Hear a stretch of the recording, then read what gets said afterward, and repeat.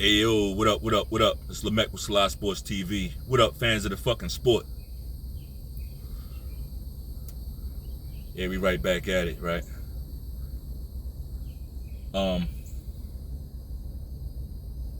So you know what we here to talk about. The mega fight. Biggest fight in the past 10 years, easily. Personally, I think this fight is bigger than Mayweather-Pacquiao. Right? Bigger fight than Mayweather-Pacquiao. That fight came too late. They marinated it too long. This one was on the way to doing that, but these guys are younger than Maypac were, right? They're at different stages of their career than Maypac were. These guys are fighting for undisputed titles, right? This isn't a novelty fight. This is more than just, oh, I wonder who will win. No, it's shit on the line, right? And the other thing is, neither one of these guys are going to retire well, we don't. I guess a lot depends on what actually happens in the fight, but I don't foresee neither one of these guys just retiring after this fight, right? Somebody might go on a long hiatus, right? That could happen, but just a different fight. So we might need to go back further. We might need to go back to Tyson Lennox Lewis, right? I don't know. Drop it in the comments. Drop what fights have been bigger than this in the last 10, 15 years.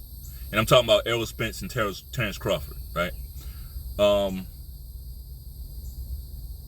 Yeah, drop that in the comments. I would love to hear what you guys say. Now, I want to talk about something that hasn't been talked about, right? Hasn't been talked about in the lead up to this fight, and it hasn't been talked about really a whole lot, period. But it's, to me, it's a factor. It's a big time factor, right? And that is it's in regards to the aesthetic of the fight. We know that I have a hard time when I think about Errol Spence. I have a hard time really summing up his style, and that's really not a diss to him at all. Like, it could be a good thing when people can't sum you up like that. Like, is he a pressure fighter or is he a pure boxer? I think those are the choices. I don't see Errol Spence as a boxer puncher. I don't, right? He's not much of a counter puncher. He doesn't have the reflexes. He's not as crafty in the pocket. I don't see him as a boxer puncher, but I do see him alternating between pure boxer and a guy that wants to keep you on the end of his jab, the end of his left hand, right? And a pressure fighter. I've seen him go into those. I've seen him interchange between those two modes. Terence Crawford is your prototypical, well, I wouldn't say prototypical, but he's a version of boxer puncher, right? Maybe the best counter puncher in the sport. I used to say Canelo was the best counter puncher in the sport. Canelo's been through wars. He got like 60 fights, bro. Like, Canelo's not the top counter puncher in the sport no more. I think the Bud Crawford is the top counter puncher. He's the guy you don't want to be in the pocket with, right? He is a counter for damn near everything you throw, right? And in the last fight, he brought out that uppercut. He went uppercut heavy against Abanesian. Yeah, it was Abanesian, but man, those uppercuts were nasty, bro. I watched the Terence Crawford media workout. I really like what I saw. I mean, it's a media workout though, so I'm not gonna read too much into it. But hey, I like what I saw, right? I like the organization of his team. I like how he just looked really sharp. He looked really sharp in there. I'm looking forward to seeing Errol Spence'S, and I hope he looks just as sharp as Terence Crawford, because, and it's gonna be a lot to ask because the guy hasn't fought in so long. He hasn't fought in like a year and a half.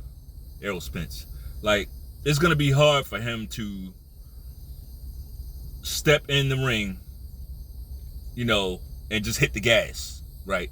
It's been a while. It's been a while. That's why I really don't understand the layoff. I really don't. You know, I get why he didn't want the layoff to be Keith Thurman, though. Oh, I get that. And I get a lot of y'all are real down on Keith Thurman. Like, Keith Thurman, I guess he's supposed to be trash. He got one loss on his fucking record. One loss to Manny Pacquiao. A questionable loss, right? He got one questionable loss to Manny Pacquiao. You know, a fight where whenever he landed, the crowd was like, shh, shh, shh, shh, shh. Whenever he landed some hard shit, the crowd was like, shh, shh, shh, shh. Whenever Pacquiao throws some shit and miss, the crowd go wild, right? That's the kind of fight that was. That shit was predetermined, right? But he got knocked down. So he got knocked down early in the fight. He came back from that, but then he got hurt, started skipping around the ring late. Once he got hurt to the body late, I feel like a lot of people just say, all right, that's Pacquiao won. They just wanted to get Pacquiao that victory. I look at things a little bit closer than that. I think Keith Thurman's a good fighter, especially when he's locked in. Right? When he's locked in, I think he's really good.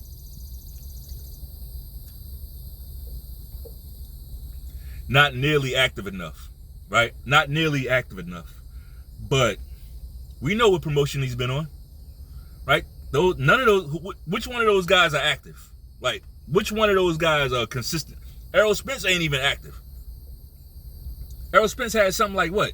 In the last 3 years, he had like maybe 2 fights. In 3 years. In 3 years, he's had 2 fights. Is he active? Right? I would say maybe Tank Davis is probably the most active guy. And he fights like once a year. Right? It's the promotion. So I'm not going to sit there and blame Keith Thurman for being for being inactive. Okay? I'm not. But what I really want to talk about in this fight, in regards to this fight, is something that I haven't seen talked about. And that is how Terence Crawford needs to be prepared for Errol Spence's dark side. Right?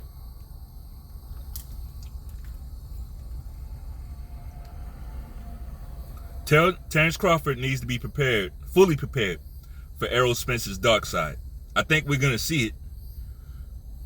And I know the Errol Spence pom-pom waving delegation, they're probably like, oh, you're getting scared now. You're getting scared. Calm down, young grasshopper. Hear me out. Hear me out. What I'm talking about in regards to Errol Spence's dark side is the dick punches. Okay? Terence Crawford needs to be ready for those dick punches. He's going to look good in this fight. He's going to be sharp in this fight. Right? He's going to be sharp in this fight. That's one thing you can count on. And Errol Spence may or may not be sharp in this fight. Right? I hope he is. I really hope Errol Spence is sharp in this fight. But we know what happens when Errol Spence feels like he's behind. He's going to go over to that corner. And Derek James, we know like how Derek James coaches, right? He's very calm. When his fighter's in control of the fight, he's very calm over there. As soon as there's an inkling, that the fight could be tipping in the balance, he ramps up the intensity and he puts the pressure on his fighter over there in the corner. I like that. I like that style. Honestly, pressure does bust pipes. Pressure busts pipes. Pressure makes diamonds. Right? And Derek James is okay with finding out which fighter he has on that particular night. He did it in the when Jamel Charlo Tony Harrison first fight, right? Charlo was over there flustered. He didn't know what to do. Right? And Derek James, I feel like that was a learning experience for him because his advice was basically go get him. Like, go get him. Like, go get that motherfucker. Right? That's his advice. He putting you in a mind frame, a war mind frame. Right? That's cool because We talking about in championship rounds, 9th round, 10th round. You can't be getting all technical. All right, double jab and then step over to the left. And like fighters, that shit goes in one ear and out the other. But when you tell them, all right, it's time to switch that shit on and go get him. Go get this motherfucker. That translates. Now, did it work out for Jermell Charlo in the first fight? No, it didn't. That was a close fight, though, right? Tony Harrison won the fight. I thought he should have won the fight. The second fight was, I thought Tony Harrison was doing even better. The thing is, this is a few fights later for Derek James, so he didn't quite have to, even though Tony Harrison was doing well, you saw Derek James just he was taking it easy over there, right? He knows that Jermell Charlo's already ramped up, so maybe he learned that maybe I shouldn't do that. Maybe Charlo might be a panicker, right? We saw how Charlo reacted to that loss, right? He told us how he don't like losing in video games, and it was a little tearful shit like that, so whatever. So maybe he learned that. But I'm saying all that to say Errol Spence, Sean Porter. Fucking rude. Errol Spence, Sean Porter fight, right? Sean Porter was turning Errol Spence and making him look bad. As far as I'm concerned, I get it. They gave Spence the decision. I scored that fight for Porter. At the same, I said this before. I scored the fight for Porter. Just scoring the fight. Just looking at it and scoring it. I scored the fight for Porter. But as a boxing fan, knowing how these things go, once Porter got dropped, I knew Porter wasn't going to win. He wasn't going to win that fight unless he was able to somehow get Errol on the mat, right? Without him dropping Errol, Porter loses the fight once he went down. But Porter goes down late, right? He goes down late in any tough match. He in a lot of tough matches, he goes down late, especially toward the end of his career. Even Ugas dropped him late. Even Adrian Broner, right? Adrian Broner dropped him late. Like Porter will go down late.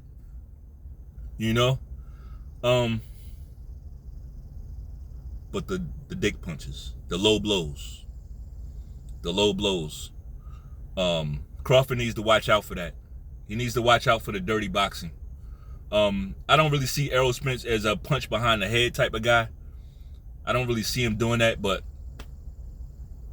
protect yourself at all times because there will be no excuses either way. I'm telling you. Like there's gonna be no excuses, right? When Porter got repeatedly hit below the belt, not only did Spence not get a warning, nobody mentioned it, right? His fans, Errol Spence fans, they just act like it didn't happen. Like, what? What are you talking about? I mean, he was aiming for the guy's balls. And most of that second half of quite a few times in the second half of that fight, you could see he was targeting Porter below the fucking belt. Right? Because he was getting beat. He was getting beat. You get hit in the balls, that's going to take something out of you. Right? That's going to take a lot out of you, actually. So who's to say that didn't have something to do with the late knockdown? Who's to say? But Porter, sometimes he just would do some dumb shit. Like when you're winning, you don't have to, I don't know. Sometimes some of the positions that he put himself in, I just didn't understand it. Smothering his own work. It's like, you can't even do nothing from there. Why are you there? Why are you there? That's what I was wondering. Like, as I'm watching the Sean Porter fight, I'm like, why are you even there? You can't do nothing from that right there. He did the same thing against Bud. Like, the second knockdown. Like, why are your feet together, bro? What the fuck are you doing? And it's like, it didn't take much to just drop him. It didn't take much to drop him. But those dick punches, though, right? Who's to say that's not what Errol Spence is talking about when he's saying, I'm going to break him. I'm going to break him like Kuta Kinte. Right? Who's to say that's not what he's talking about?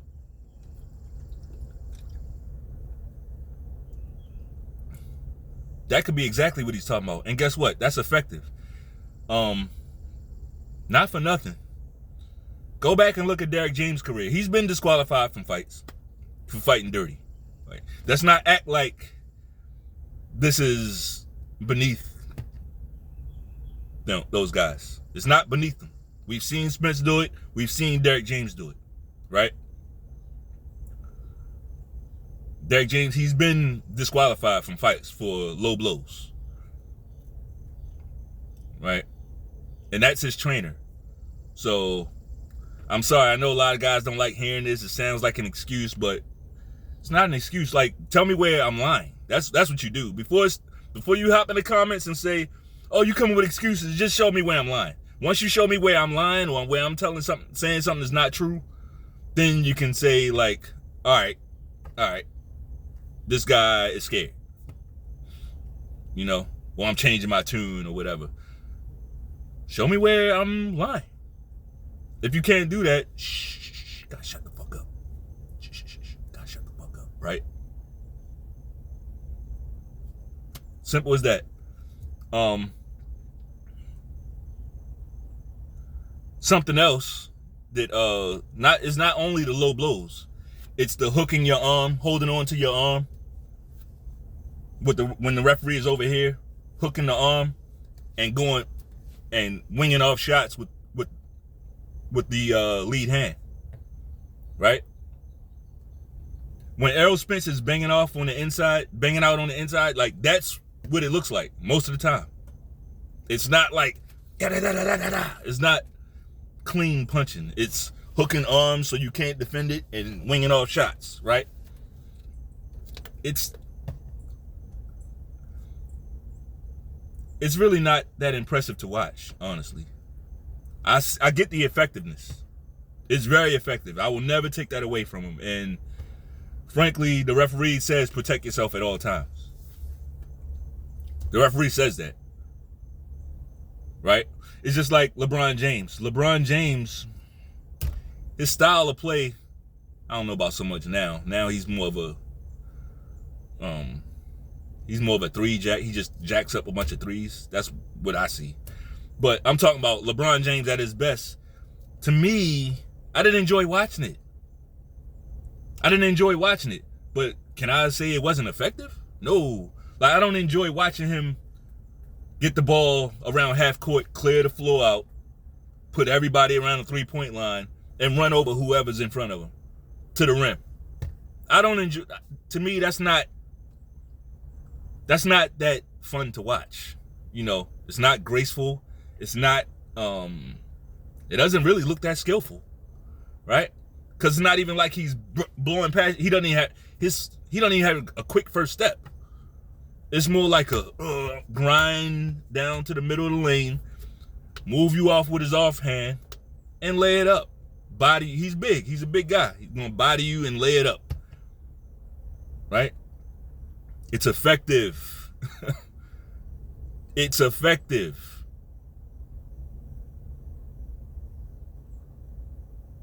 Don't let that go over your head. So what I'm saying is, Errol Spence's style is very effective. It is. That's why a lot of guys he can punch, but it's not the cleanest boxing. Right? It's just not. Now,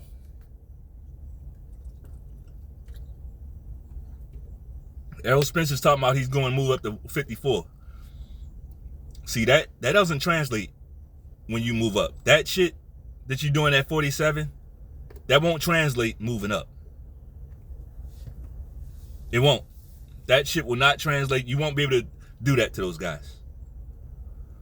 Well, low blow, you can punch anybody in the dick, right? You can definitely do that. But all that roughhouse stuff, I don't see it. And quiet as kept, I don't see him being able to push Terence Crawford around. I think Crawford is the stronger guy. I honestly think Crawford is the stronger guy, right?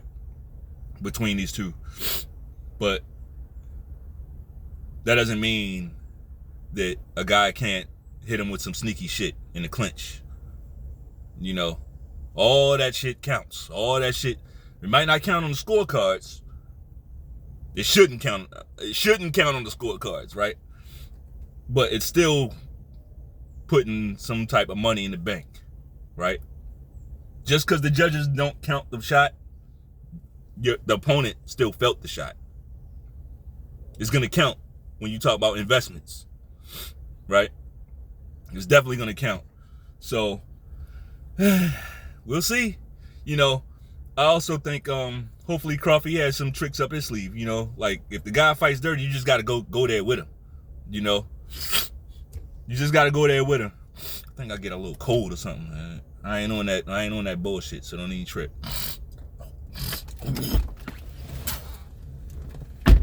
Right? When a guy starts fighting dirty, you got to get dirty with him, you know? But you got to do it in a smart way. You can't get points deducted and all that. Not in a fight like this. You cannot get points deducted from you in fights like this. You can't do it. You can't do it. You know? You also can't make a big deal every time he does something dirty, right?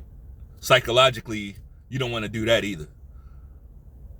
Like when Broner was all crying, grabbing the back of his head because he got hit. What, dude? You were just pumping that dude, man, from behind, taunting him by like he was ramming him and shit on some LGBTQ bullshit. You did that, so I didn't give a fuck what Maidana did to him in that fight. I didn't. Once I saw him do that shit, I'm like, I was disgusted. I'm disgusted. I'm like, nah, man. So I don't give a fuck what Maidana did. I didn't. I swear I didn't. I did not care. I was disappointed in that. So, like, yeah, if you're going to open that can of worms, be ready for it. The pendulum swings both ways. Right? Swings both ways. Kind of like a metronome, right? But, that's all I got, man. I got work to put in. I got work to put in. Pete, I'm coming tonight with a live stream, right? Me and one of my homeboys from the Marine Corps, Bradio, the Italian stallion, Bradio. We gonna chop it up and talk boxing tonight. It's gonna be fun. It'll be exciting. It'll be different takes. You know, we rarely agree on fights. Just to put that out there. Just to put that out there, me and this guy, that's why we always betting each other, right? Because we usually are on opposite ends, right? If I pick one guy, usually he's picking the other guy, but it's cool because there's no toxicity there, right? Like, it's just fun for us. Like, we've been through too much shit to be, and we're not fanboys. So if you want to have a good conversation, and maybe, you know, I drop the link, maybe get some other guys on there, right? We'll see what happens. But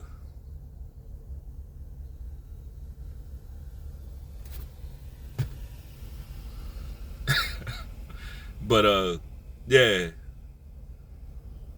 it's gonna be fun.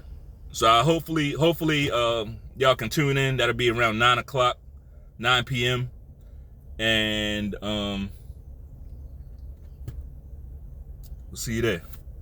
If you like the video, make sure you subscribe to the channel, right? The channel's gonna grow. It's gonna keep growing. I'm gonna keep adding more stuff. You'll see. I'm not, like, this is not all I do, so it's not like I can come and do 3 live streams a day and come with all these videos every day. I do, you know, like, my channel is not even monetized. You know, it's not, I got a small channel, but it's gonna grow organically. You'll see. But check us out. If you like the video, go ahead and double jab your way on that like button, right? And then hook off on the like button. Peace.